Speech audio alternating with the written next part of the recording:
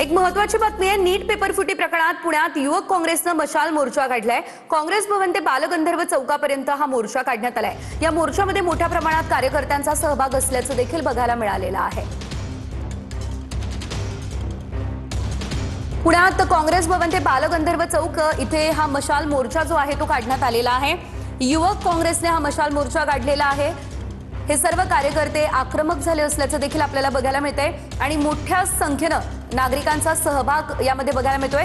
या संदर्भात अधिकची अपडेट घेऊयात आमचे प्रतिनिधी योगेश बोरसे यांच्याकडून।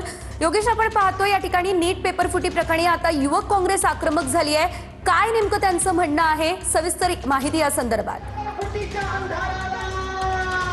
निश्चित आपण पाहू शकतो नीट पेपर फुटीमध्ये जो घोटाळा झालेला आहे त्या सगळ्या घोटाळ्या प्रकरणी युवक काँग्रेस आक्रमक झालेली आहे। आपण पाहू शकतो युवक काँग्रेसच्या वतीने हा मोर्चा या ठिकाणी काढला जात आहे।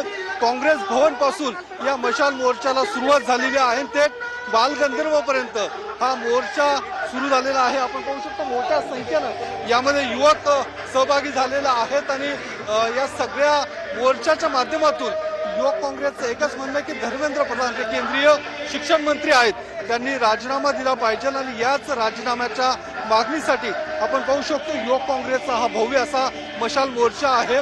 मोठ्या संख्येनं तरुण या ठिकाणी या मोर्चात सहभागी झालेले आहेत। या नीट पेपर फुटीमध्ये आतापर्यंत 14 जणांना अटक देखील करण्यात आलेली आहे। पुण्यातल्या चौघांचा यामध्ये समावेश आहे।